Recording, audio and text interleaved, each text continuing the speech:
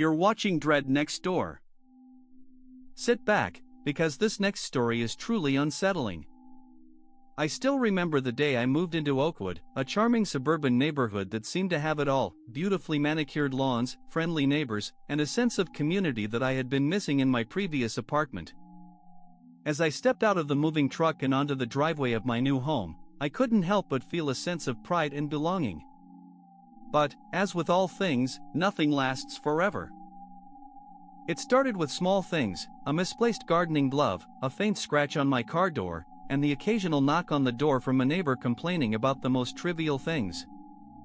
At first, I dismissed it as mere homeowners association zealotry, but as time went on, these incidents escalated, and I began to feel like I was living in a fishbowl, with every move I made being watched and criticized. The tension was palpable, the air thick with an unspoken animosity that seemed to seep from every pore of the neighborhood.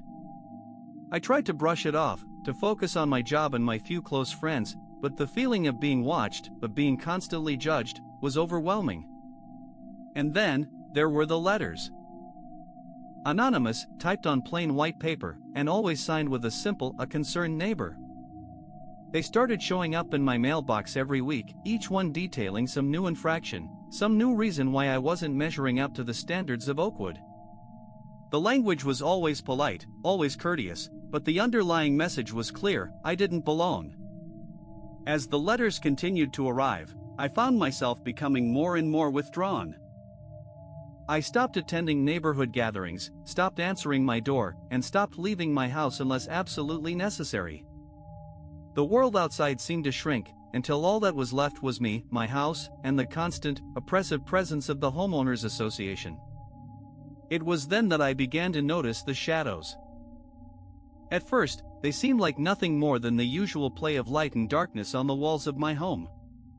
But as time went on, I started to realize that these shadows were moving, twisting, and writhing like living things.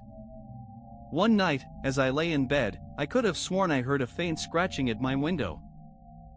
It was a soft, deliberate sound, like someone was trying to get my attention. The last thing I remember is the feeling of being dragged back into the darkness, the shadows closing in around me like a shroud.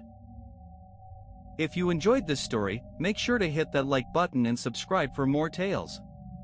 Drop a comment below telling us your personal experience. Until next time, sleep tight.